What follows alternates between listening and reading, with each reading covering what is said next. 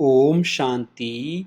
6 जून 2021 अव्यक्त मुरली। आज की मुरली के मुख्य पॉइंट्स हैं। प्यारे बाबा ने कहा, आज ऊंच ते ऊंच बनाने वाले बाप अपने चारों ओर के बच्चों में से विशेष आज्ञाकारी बच्चों को देख रहे हैं। आज्ञा देने वाला बाप सभी बच्चों को एक समय पर एक ही आज्ञा देते हैं। फिर भी नंबरवार क्यों होते हैं?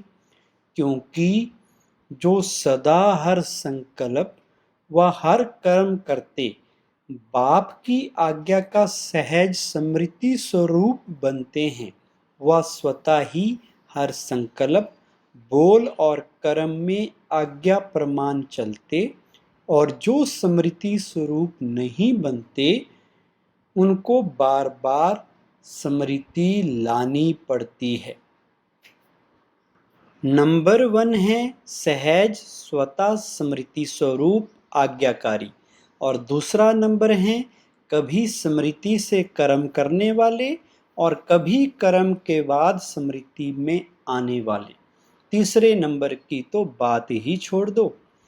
फिर बाबा ने कहा, आज्ञाकारी नंबर 1 सदा अमृत वेले से रात तक सारे दिन की दिनचर्या के हर कर्म में आज्ञा प्रमाण चलने के कारण हर कर्म में मेहनत नहीं अनुभव करते, लेकिन आज्ञाकारी बनने का विशेष फल बाप के आशीर्वाद की अनुभूति करते हैं, क्योंकि आज्ञाकारी बच्चे के ऊपर हर कदम में बाप दादा के दिल की दुआएं साथ हैं।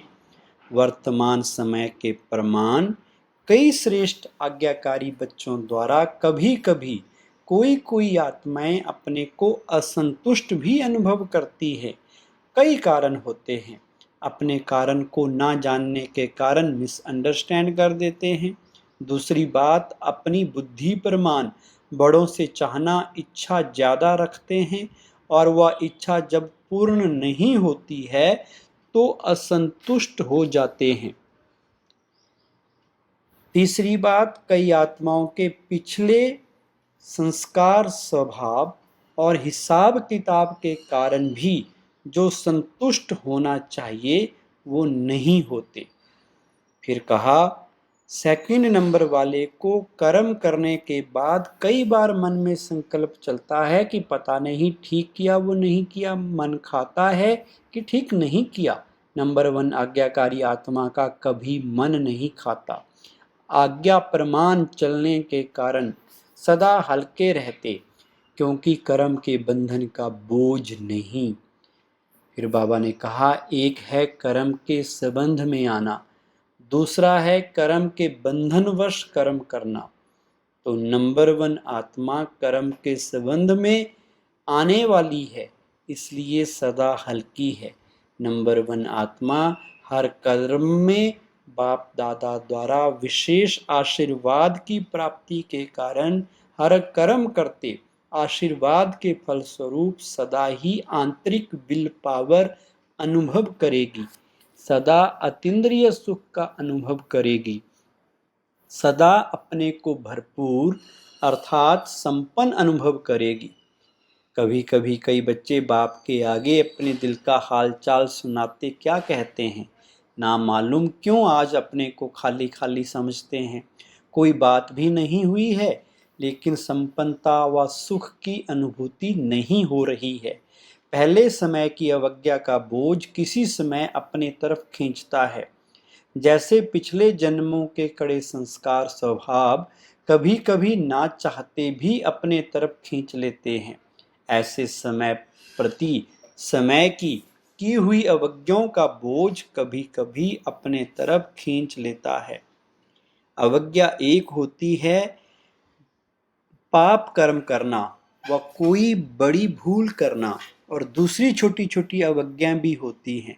जैसे बाप की आज्ञा है अमृत वेले विधि पूर्वक शक्तिशाली याद में रहो, तो अमृत वेले अगर इस आज्ञा प्रमाण नहीं चलते तो उसको क्या कहेंगे? आज्ञाकारी व अवज्ञा। हर कर्म कर्मयोगी बन के करो, निमित्त भाव से करो, निर्माण बन के करो, ये आज्ञाएं हैं। दृष्टि वृत्ति सबके लिए आज्ञा है। इन सब आज्ञाओं में से कोई भी आज्ञा विधि पूर्वक पालन नहीं करते तो इसको कहते हैं छोटी मोटी अवज्ञाएं। लास्ट में कहा, पिछला व वर्तमान बोझ डबल लाइट बनने नहीं देता है। कभी डबल लाइट बन जाते, कभी बोझ नीचे ले आता। सदा अतीन्द्रिय सुख व खुशी संपन्न शांत स्थिति अनुभव नहीं करते हैं। बाप दादा के आज्ञाकारी बनने की विशेष आशीर्वाद की लिफ्ट के प्राप्ति की अनुभूति नहीं होती है। इसलिए किस समय सहज होता, किस समय मेहनत लगती है। आज का वरदान है, थकी व तड़पती हुई आत्माओं को सिद्धि देने वाले खुदाई खिदमतगार भव।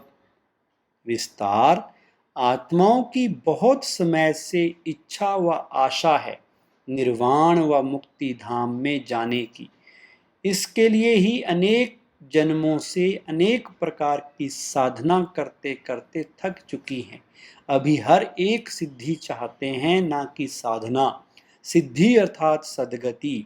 तो ऐसी तड़पती हुई थकी हुई प्यासी आत्माओं की प्यास बुझाने के लिए आप श्रेष्ठ आत्माएं अपने साइलेंस की शक्ति व सर्व शक्तियों से 1 सेकंड में सिद्धि दो, तब कहेंगे खुदाई खिदमतगार।